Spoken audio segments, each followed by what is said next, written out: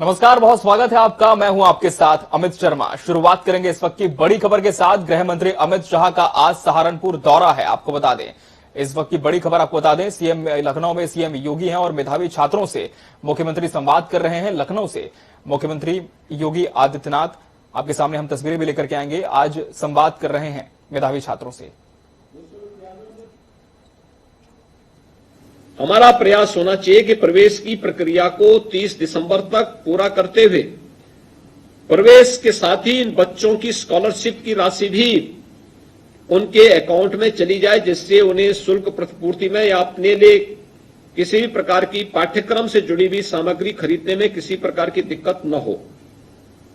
राज्य सरकार इसी दिसंबर महीने में प्रदेश के अपने युवा छात्रों के लिए स्नातक और स्नातकोत्तर स्तर पर अध्ययन करने वाले विश्वविद्यालयों में हो, इंजीनियरिंग संस्थानों में हो, पॉलिटेक्निक में हो, आईटीआई, नर्सिंग, पैरामेडिकल या अन्य जो भी पाठ्यक्रम है, इन पाठ्यक्रमों में प्रवेश लेने वाले छात्र छात्राओं के लिए स्मार्टफोन और टैबलेट को भी वितरण करने की एक बड़ी कार्य योजना पर कार्य कर रही है। ये प्रवेश समय पर हो, समय पर उनके नाम अपलोड हो और फिर उन्हें एक निश्चित योजना के तहत हम दिसंबर से लेकर के मार्च तक उन सभी छात्रों को टैबलेट, स्मार्टफोन की सुविधा उपलब्ध करवाने में योगदान दे सके। इस पर हमें कार्य करना चाहिए और इसे हमें निरंतर आगे बढ़ाना चाहिए।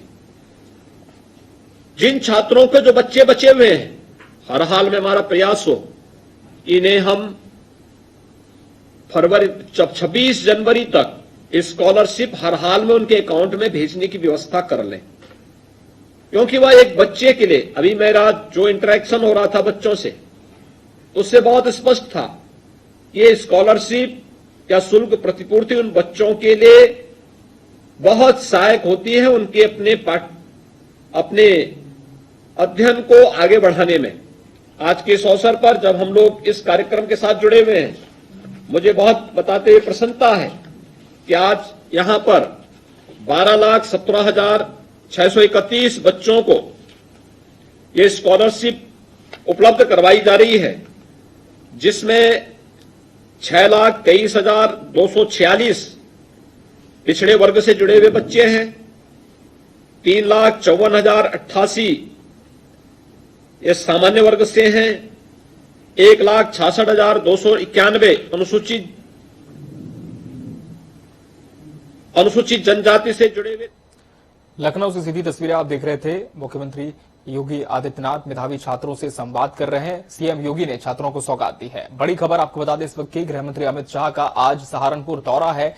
राजकीय विश्वविद्यालय का गृह मंत्री आज शिलान्यास करने जा रहे हैं और जनसभा को भी गृह मंत्री संबोधित करेंगे। गृह मंत्री अमित शाह का आज सहारनपुर दौरा है। बड़ी खबर सहारनपुर से आपको बता रहे हैं। गृह मंत्री सहारनपुर में राजकीय विश्वविद्यालय का शिलान्यास करेंगे। तमाम तैयारियां इसके लिए मुकम्मल कर ली गई हैं। जनसभा को भी गृह मंत्री संबोधित करेंगे। गृह मंत्री अमित शाह, 1 लाख लोगों की क्षमता के लिए पंडाल बनाया गया है। केंद्रीय गृह मंत्री अमित शाह आज सहारनपुर पहुंच रहे हैं। सहारनपुर में गृह मंत्री मां शाकंभरी देवी स्टेट यूनिवर्सिटी का शिलान्यास करेंगे। इस दौरान सीएम योगी आदित्यनाथ भी उनके साथ मौजूद रहेंगे। कार्यक्रम स्थल पर दोनों नेता सुबह 11 बजे यानी कि अब से कुछ ही देर बाद पहुंचेंगे, जिसके बाद 2:30 बजे पोवारका में मां शाकंभरी देवी राजकीय विश्वविद्यालय का शिलान्यास होगा। वहीं अमित शाह इसके बाद जनसभा को भी संबोधित करेंगे। दोपहर में वो यही लंच करेंगे। बताया यह भी जा रहा है कि कार्यक्रम स्थल को 10 लाख स्क्वायर फीट में 1 लाख लोगों की क्षमता के हिसाब से बनाया गया है। साथ ही उनके बैठने की भी व्यवस्था की गई है। एक बड़ा कार्यक्रम आज गृह मंत्री का सहारनपुर में है। और इस खबर पर ज्यादा जानकारी के साथ हमारे सहयोगी महेश भार्गव जुड़ चुके हैं। महेश, बताया जा रहा है कि कुछ ही देर में गृह मंत्री पहुंचने वाले हैं। क्या कुछ तैयारियां की गई है दौरे को लेकर और क्या कुछ होगा विशेष आज के इस कार्यक्रम में? जी, पश्चिमी उत्तर प्रदेश का गृह मंत्री जी का ये पहला दौरा है और यहीं से वो मां शाकुंभरी, क्योंकि यहाँ एक सिद्धपीठ है, उसके नाम पर इस यूनिवर्सिटी का शिलान्यास करेंगे और उसके बाद एक विशाल जनसभा को संबोधित कर पश्चिमी उत्तर प्रदेश में भारतीय जनता पार्टी के चुनावी अभियान का शुभारंभ भी करेंगे। गृह मंत्री जी के साथ साथ उत्तर प्रदेश के मुख्यमंत्री योगी आदित्यनाथ जी, उत्तर प्रदेश के उप मुख्यमंत्री हायर एजुकेशन दिनेश शर्मा जी और अन्य मंत्रीगण इस कार्यक्रम में शामिल रहने वाले हैं। अमित जी। जी, बहुत शुक्रिया महेश आपका इस तमाम जानकारी के लिए। तो एक बड़े कार्यक्रम का आयोजन आज किया गया और कुछ ही देर में गृह मंत्री पहुंचेंगे। प्रधानमंत्री नरेंद्र मोदी 7 दिसंबर को गोरखपुर आएंगे और खाद कारखाने का हवाई सर्वेक्षण करेंगे। प्रधानमंत्री दोपहर बाद 1 बजे से 2:30 बजे के बीच खाद कारखाना परिसर में रहेंगे। वह हिंदुस्तान उर्वरक और रसायन लिमिटेड के देश के सबसे बड़े खाद कारखाने एम्स और बीआरडी मेडिकल कॉलेज परिसर स्थित रीजनल मेडिकल रिसर्च सेंटर की 9 लैब का लोकार्पण भी करेंगे। प्रधानमंत्री के दौरे की तैयारियों में प्रशासन और एचयूआरएल प्रबंधन जुटा है। एचयूआरएल परिसर में प्रबंध निदेशक ए.के. गुप्ता ने मीडिया कर्मियों से बात की और प्रधानमंत्री के कार्यक्रम की जानकारी दी। उन्होंने बताया कि खाद कारखाने के निर्माण में 8,000 करोड़ रुपए से ज्यादा खर्च हुए हैं। काम पूरा हो चुका है। प्रधानमंत्री के आगमन से पहले ट्रायल कर नीम कोटेड यूरिया का उत्पादन किया जाएगा। उन्होंने कहा कि एचयूआरएल को देश में 3 बड़े खाद कारखानों के निर्माण का काम सौंपा गया था। तकरीबन 25,000 करोड़ रुपए की इन परियोजनाओं में से गोरखपुर का प्लांट 7 दिसंबर को शुरू होने जा रहा है।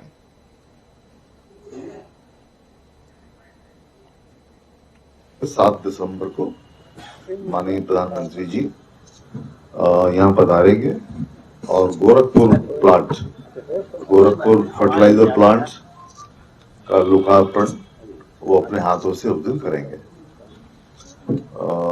शायद 12:30 और 1 के बीच में अभी समय फाइनल नहीं आया है, लेकिन ऐसा मान के चल रहे हैं कि शायद 1 बजे से लेके 2:30 या 2:45 बजे तक उनका कार्यक्रम है यहाँ पे, जिसमें गोरखपुर फर्टिलाइजर के साथ साथ वो एम्स का और आईसीएमआर की जो उन्होंने लैब बनाई है उनका भी लोकार्पण करेंगे। उत्तर प्रदेश विधानसभा चुनाव का समय जैसे जैसे पास आता जा रहा है वैसे वैसे सियासी हलचल भी तेज होती जा रही है।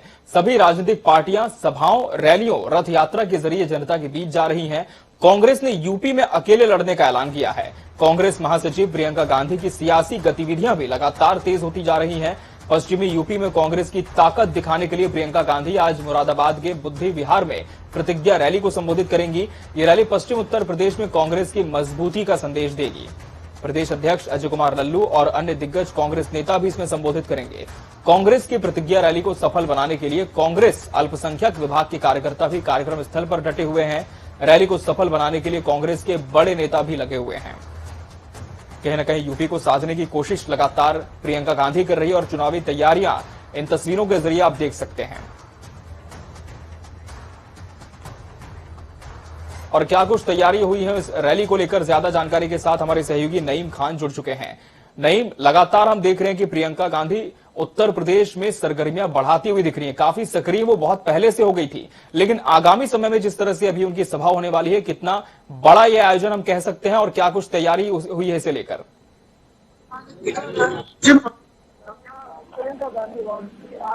प्रतिज्ञा रैली है, वो कार्यकर्ताओं से संवाद भी करेंगे। मैं आपको दिखाना चाहूँगा कि तैयार हो चुका है। लगभग 12 बजे Priyanka Gandhi helicopter circuit house पर आप देख सकते हैं।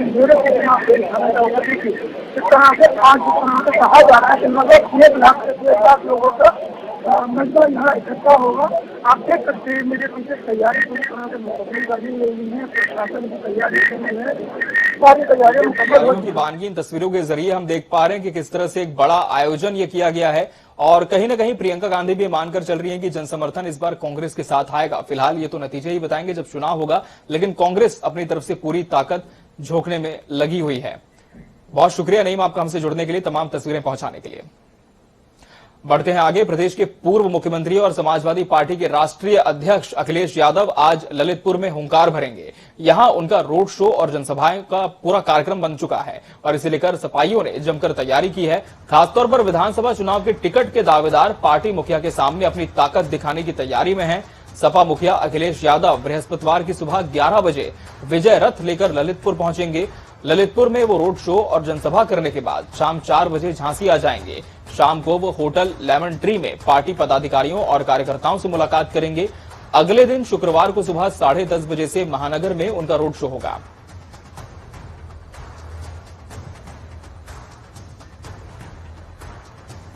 और ललितपुर से हमारे सहयोगी विजय जैन जुड़ चुके हैं। विजय अखिलेश यादव जिस तरह से मिशन बुंदेलखंड पर निकल चुके हैं, आज दोपहर 12:15 पर गिरनौट बाग में उनकी जनसभा भी है। क्या कुछ आज उनका पूरा यह कार्यक्रम रहेगा, क्या कुछ शेड्यूल तय किया गया है? जी मैं आपको बता दूं कि 11:50 पर स्थानीय पुलिस लाइन पर हवाई ये लैंड करेंगे और 12:15 बजे से गिरनौट बाग में इनका कार्यक्रम है। आम सभा के बाद फिर वह सीधे कानपुर रवाना होंगे, जहाँ महाराजा तेज सिंह की मूर्ति का अनावरण करेंगे।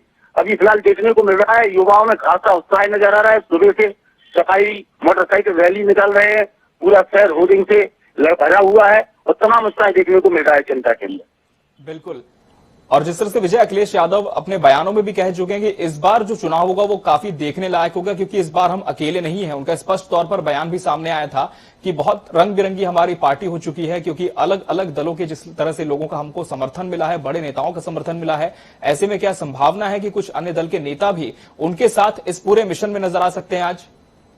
जी बिल्कुल, यही उम्मीद जगाई जा रही है कि भाजपा के जो अन्य नेता हैं जो अभी नाम चर्चा में नहीं आए लेकिन वो स्टेज पर शामिल हो सकते हैं। यह जानकारी कभी लंबी समय से सूत्र बताते चले आ रहे हैं और आज ये देखने को 12 बजे के बाद मिल जाएगा कि किस पार्टी के कौन जीतकर समाजवादी पार्टी का दामन थामेंगे। बिल्कुल, और इस खबर पर आगे भी आपसे तमाम अपडेट्स हम लेते रहेंगे। फिलहाल बहुत शुक्रिया आपका इस तमाम जानकारी के लिए।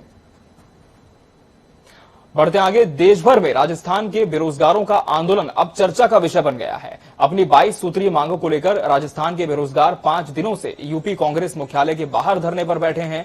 बीते दिन बेरोजगारों ने लखनऊ कांग्रेस कार्यालय के बाहर दंडवत लेटकर विरोध जताया। इस दौरान बेरोजगारों ने राजीव गांधी की मूर्ति के सामने फूल चढ़ाकर और दंडवत लेटकर प्रियंका गांधी से मिलने की गुहार लगाई। राजस्थान एकीकृत बेरोजगार महासंघ के प्रदेश अध्यक्ष उपेन्द्र यादव ने कहा कि राजस्थान सरकार ने बेरोजगारों के साथ वादा खिलाफी की है। पिछले 39 दिनों से बेरोजगार धरने पर हैं, लेकिन सरकार के कानों में जूं तक नहीं रेंगी, जिसके बाद मजबूरन प्रदेश के बेरोजगारों को उत्तर प्रदेश आना पड़ा है। उपेन्द्र ने कहा कि अगर सरकार ने हमारी मांगों को नहीं माना तो आने वाले चुनाव में कांग्रेस को इसका खामियाजा भुगतना पड़ेगा।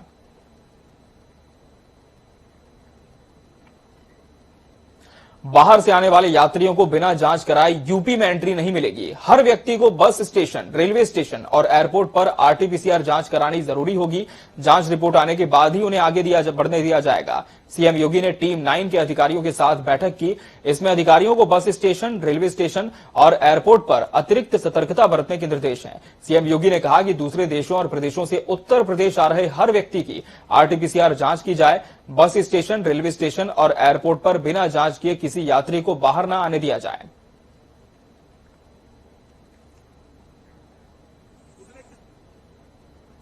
राम जन्मभूमि परिसर में अब पीएसी का बैरक नहीं रहेगा। भविष्य की योजनाओं को मूर्त रूप देने और मटेरियल का गोदाम बनाने के लिए जगह की कमी हो गई है। जिला प्रशासन की ओर से भूमि तलाशी जा रही है। राम जन्मभूमि ट्रस्ट बैरक का निर्माण कराएगा। उधर राम जन्मभूमि की मंदिर निर्माण समिति की हुई 2 दिवसीय बैठक में पश्चिम दिशा में निर्माणाधीन रिटेनिंग वॉल का निर्माण बारिश से पहले पूरा करने के लिए समय सीमा निर्धारित की गई है। राम जन्मभूमि ट्रस्ट के न्यासी डॉक्टर अनिल मिश्र ने बताया कि यह निर्माण अभी उत्तर पश्चिम और दक्षिण पश्चिम दिशा में शुरू हुआ है। जैसे जैसे काम आगे बढ़ेगा, पश्चिम दिशा में रिटेनिंग वॉल पूरी हो जाएगी।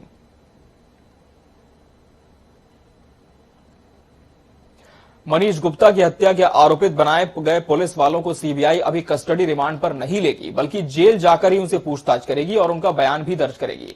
बीते दिन वीडियो कॉन्फ्रेंसिंग के जरिए आरोपित पुलिस वालों की कोर्ट में पेशी हुई। सीबीआई की तरफ से न्यायिक हिरासत बढ़ाने की अर्जी दी गई थी, लिहाजा कोर्ट ने उसे स्वीकार करते हुए 15 दिसंबर तक उनकी न्यायिक हिरासत की अवधि बढ़ा दी है। सीबीआई ने आरोपी पुलिस वालों से जेल में पूछताछ करने के साथ ही उनका बयान दर्ज करने के लिए कोर्ट में आवेदन दिया था, उसे कोर्ट ने मान लिया। आज किसी भी समय जेल पहुंचकर सीबीआई सभी आरोपियों का बयान दर्ज कर सकती है। इसके पहले सीबीआई ने मनीष गुप्ता के दोस्तों से पूछताछ के बाद मंगलवार को उनका बयान दर्ज करने का सिलसिला जारी रखा था।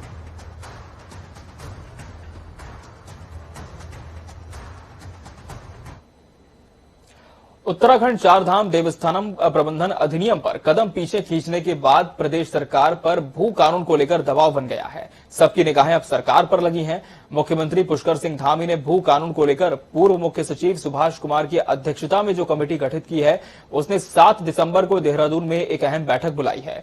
इस बैठक के बाद समिति उसे अब तक प्राप्त हो चुके 163 सुझावों पर मंथन करेगी। इस दौरान जन सुनवाई के बाद समिति अपनी रिपोर्ट अंतिम रूप पर ला सकती है। और आपको बता दें कि तीर्थ पुरोहितों की तरह ही राज्य में विभिन्न संगठनों के बैनर तले सशक्त भू कानून की मांग को लेकर लोग आंदोलित हैं।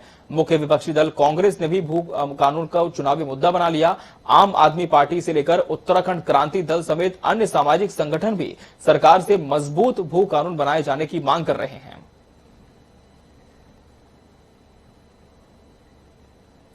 वहीं बात करें आम आदमी पार्टी की, तो विजय शंखनाद यात्रा का दूसरा चरण आज से शुरू होगा। आम आदमी पार्टी की यह शंखनाद यात्रा कुमाऊं और गढ़वाल मंडल में निकाली जाएगी। इस यात्रा का शुभारंभ रामनगर के पार्टी कार्यालय में होगा, जबकि 11 बजे कालाढूंगी में विजय शंखनाद यात्रा का आगाज होगा।